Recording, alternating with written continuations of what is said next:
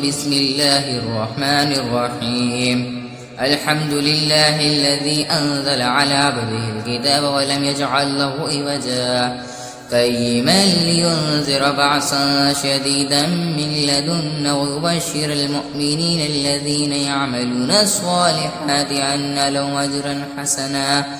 ماكثين فيه عبدا وينذر الذين قالوا اتخذ الله ولدا ما لهم به من علم ولا لآبائهم كبرت كلمة تخرج من أفواههم إن يقولون إلا كذبا فلعلك باخع نفسك على آثارهم إن لم يؤمنوا بهذا الحديث أسفا إنا جعلنا ما على الأرض زينة لها لنبلوهم أيهم أحسن عملا وإنا لجاعلون ما عليها صعيدا جروضا أم حسبت أن أصحاب الكهف والرقيم كانوا من آياتنا عجبا إذ أوى الفتية إلى الكهف فقالوا ربنا آتنا من لدنك رحمة وهيئ لنا من أمرنا رشدا فضربنا على أذقانهم في الكهف سنين عددا ثم بعثنا لنعلم أي الحزبين أحصى لما لبثوا عمدا نحن نقص عليك نبأهم بالحق إنهم فتية آمنوا بربهم وزدناهم هدى وربطنا على قلوبهم إذ قاموا فقالوا ربنا رب السماوات والأرض لن ندعو من دونه إلها لقد قلنا إذا شطوطا هؤلاء قوم اتخذوا من دونه آلهة لولا يأتون عليهم بسلطان بين فمن أظلم ممن افترى على الله كذبا وإذ اعتزلتموهم وما يعبدون إلا الله فاعبوا إلى الكهف ينشر لكم ربكم من رحمته ويحيي لكم من أمركم مرفقا وترى الشمس إذا طلعت تزاور عن كهفهم ذات اليمين وإذا غربت تقرضهم ذات الشمال وهم في فجوة منه ذلك من آيات الله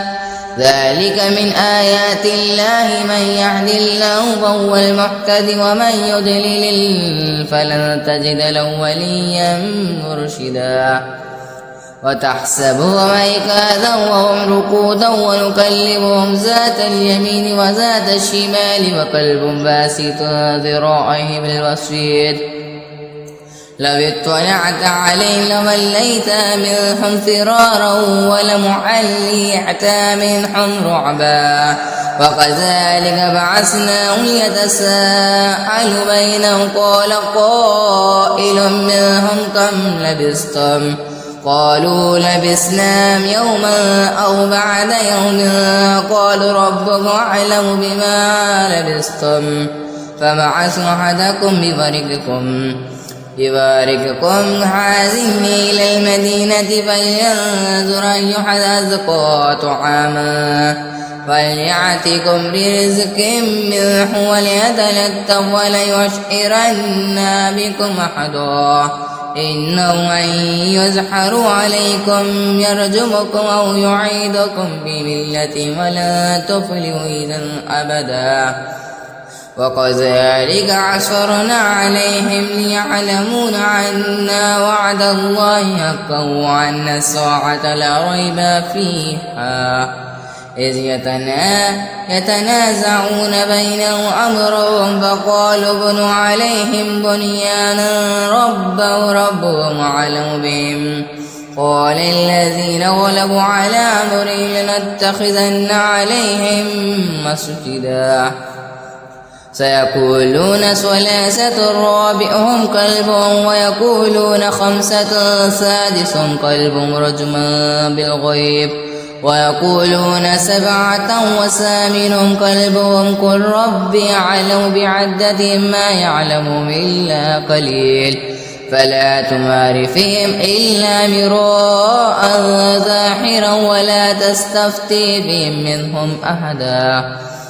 ولا تقولن لشائع إني فاعل ذلك غدا إلا أن يشاء الله واذكر ربك إذا نسيت وقل عسى أن يهديني ربي لأقرب من هذا رشدا ولبثوا في كهفهم 300 سنين وازدادوا 9 قل الله أعلم بما لبثوا له غيب السماوات والأرض أبصر به وأسمع ما لهم من دونه من ولي ولا يشرك في حكمه أحدا واتل ما أوحي إليك من كتاب ربك لا مبدل لكلماته ولن تجد من دونه ملتحدا واصبر نفسك مع الذين يدعون ربهم بالغدوة والعشي يريدون وجهه ولا تعد عيناك عنهم تريد زينة الحياة الدنيا ولا تطع من أغفلنا قلبه عن ذكرنا واتبع هواه وكان أمره فرطا وقل الحق من ربك فمن شاء فليؤمن ومن شاء فليكفر إنا أعتدنا للظالمين النار أحاط بهم سرادقها وإن يستغيثوا يغاث بماء كالمحل يشفي الوجوه بئس الشراب وساءت مرتفقا إن الذين آمنوا وعملوا الصالحات إنا لنضيع أجر من أحسن عملا أولئك لهم جنات عدن تجري من تحتهم الأنهار يحلون فيها من أساور من ذهب ويلبسون ثيابا خضرا من سندس واستبرق متكئين فيها على الأرائك نعم الثواب وحسنت مرتفقا وضرب لهم مثل الرجلين جعلنا لأحدهما جنتين من أعناب وحففناهما بنخل وجعلنا بينهما زرعا كلتا الجنتين آتت أكلها ولم تظلم منه شيئا وفجرنا خلالهما نهرا وقانا له ثمر فقال لصاحبه وهو يحاوره أنا أكثر منك مالا وأعز نفرا ودخل جنته وهو ظالم لنفسه قال ما أظن أن تبيد هذه عبدا وما أظن الساعة قائمة ولئن رددت إلى ربي لأجدن خيرا منها منقلبا قال له صاحبه وهو يحاوره وكفرت بالذي خلقك من تراب ثم سواك رجلا لكن هو الله ربي ولا أشرك بربي أحدا ولولا إذ دخلت جنتك قلت ما شاء الله لا قوة إلا بالله إن ترني أنا أقلك منك مالا وولدا فعسى ربي أن يعطيني خيرا من جنتك ويرسل عليها حسبانا من السماء فتصبح صعيدا زلقا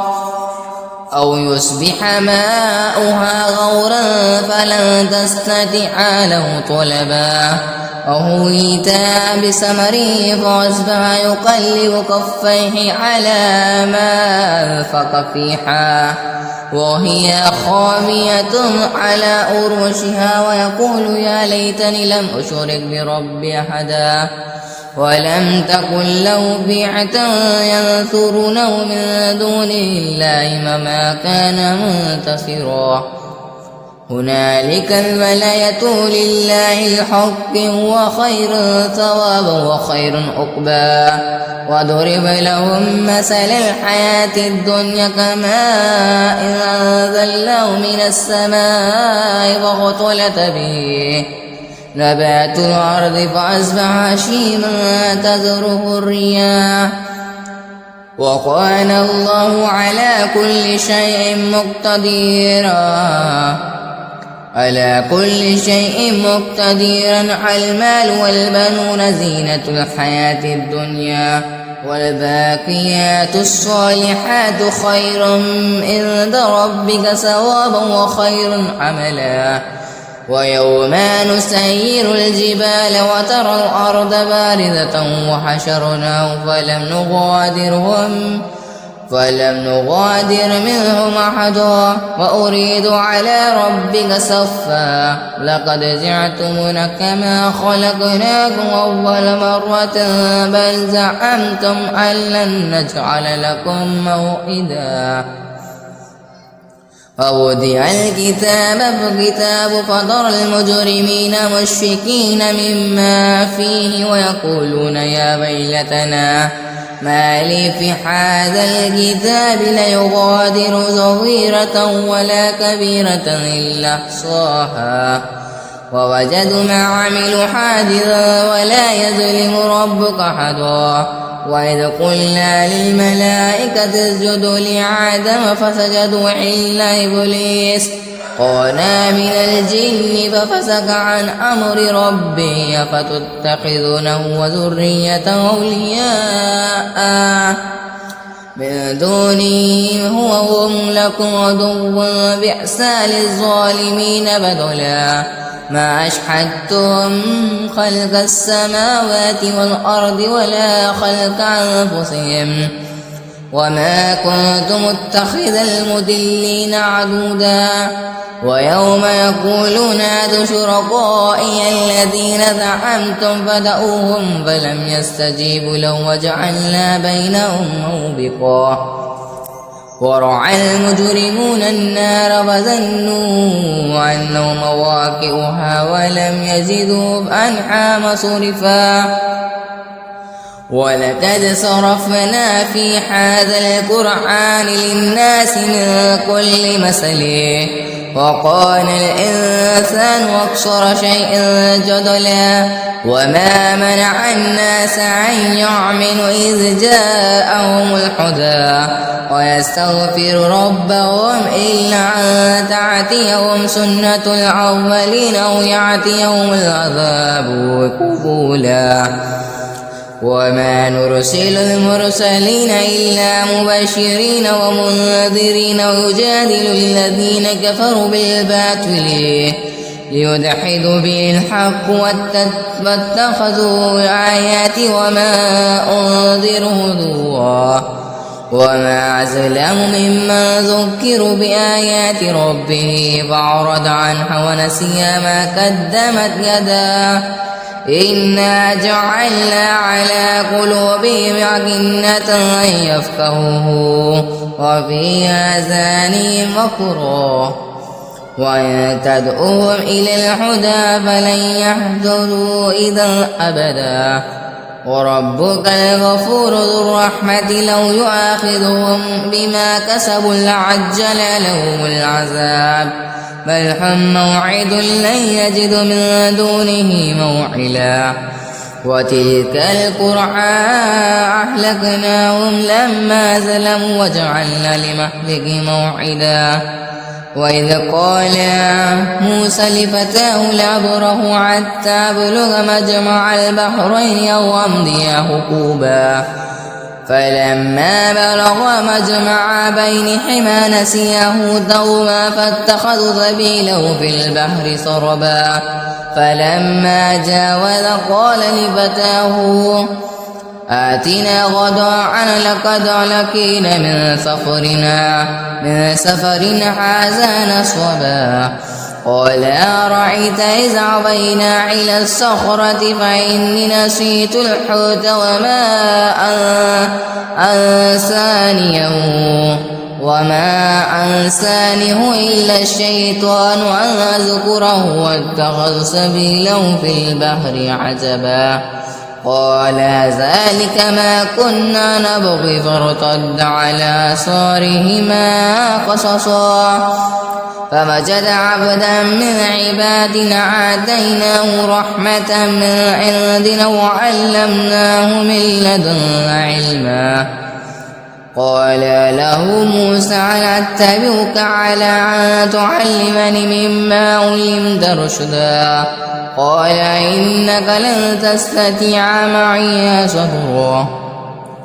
وكيف تصبر على ما لم تعد به خبرا قال ستجدني إن شاء الله صابرا ولا أعصي لك أمرا قال فإن اتبعتني فلا تسألني عن شيء حتى أحدث لك منه ذكرا فانطلق حتى إذا ركبا في السفينة خرقا قال خرقتها لتغرق أهلها لقد جعلت شيئا إمرا قال علم قل إنك لن تستطيع معي صبرا قال لا تؤاخذني بما نسيت ولا ترهقني من أمري عسرا فانطلق حتى إذا لقي غلاما فقتله قال قتلت نفسا زكية بغير نفس لقد جعلت شيئا نكرا قال علم قل لك إنك لن تستطيع معي صبرا قال إن سألتك عن شيء بعدها فلا تصاحبني قد بلغت من لدني عذرا فانطلق حتى إذا أتيا أهل قرية استطعما أهلها فأبوا أن يضيفوهما فوجد فيها جدارا يريد أن ينقضا فأحكمه قال لو شئت لاتخذت علي أجرا قال هذا فراق بيني وبينك سأنبئك بتعويل ما لم تستطع عليه صبرا أما السفينة فكانت لمساكين يعملون في البحر فأردت أن أعيبها وكان وراءهم ملك يأخذ كل سفينة غصبا وأما الغلام فكان أبواه مؤمنين فخشينا أن يرهقهما طغيانا وكفرا فأردنا أن يبدلهما ربهما خيرا منه زكاة وقربا رحما وأما الجدار فكان لغلامين يتيمين في المدينة وكان تحته كنز لهما وكان أبوهما صالحا فأراد ربك أن يبلغ أشدهما ويستخرج كنزهما رحمة من ربك وما فعلته عن أمر ذلك تعويل ما لم تستطع عليه صبرا ويسألونك عن ذي القرنين قل سأتلو عليكم منه ذكرا إنا مكنا له في الأرض وآتيناه من كل شيء سببا فأتبع سببا حتى إذا بلغ مغرب الشمس وجدها تغرب في عين حميعة ووجد عندها قوما قل يا ذا القرنين إما أن تعذب وإما أن تتخذ فيهم حسنا قال أما من ظلم فسوف نعذبه ثم يرد إلى ربه ويعذبه عذابا نكرا وأما من آمن وعمل صالحا فله جزاء الحسنى فسنقول له من أمرنا يسرا ثم أتبع سببا حتى إذا بلغ مطلع الشمس وجدها تطلع على قوم لم نجعل لهم من دونهما سترا كذلك وقد أحطنا بما لديه خبرا ثم أتبع سببا حتى إذا بلغا بين السدين وجدا من دونهما قوما لا يكادون يفقهون قولا قالوا يا ذا القرنين إن يأجوج ومأجوج مفسدون في الأرض فهل نجعل لك خرجا على أن تجعل بيننا وبينهم صدا قال ما مكني في ربي خير فاعونني بقوة أجعل بينكم وبينهم ردما آتني دبر الحديد حتى إذا سعوا بين السدقين قال انفخ حتى إذا جعله نارا قال أتعني وفرغ عليه قطرا فما استطاعوا أن يزحروا وما استطاعوا له نقبا قال هذا رحمة من ربي فإذا جاء وعد ربي جعله دقاء وقال وعده ربي حقا وتركنا بعدهم يومئذ يمعج في بعد ونفخ في الصور فجمعناهم جمعا وعرضنا جهنم يومئذ للكافرين عرضا الذين كانت أعينهم في غذاء عن ذكر وكانوا لا يستطيعون سمعا أفحسب الذين كفروا أن يتخذوا عبادي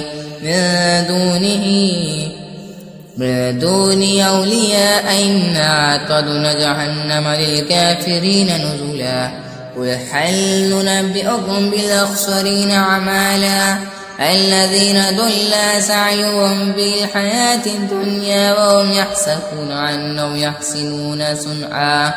أولئك الذين كفروا بآيات ربهم ولقائه فحبطت أعمالهم فلا نقيم لهم يوم القيامة وزنا ذلك جزاؤهم جهنم بما كفروا واتخذوا آياتي ورسلي هزوا إن الذين آمنوا وعملوا الصالحات كانت لهم جنات الفردوس نزلا خالدين فيها لا يبغون عنها حولا قل لو كان البحر مدادا لكلمة ربي لنفد البحر قبل أن تنفد كلمة ربي ولو جعلنا بمثله مددا قل إنما أنا بشر مثلكم يوحى إلي أنما إلهكم إله واحد فمن قال يرجون لقاء ربه فليعمل عملا صالحا ولا يشرك بعبادة ربه أحدا.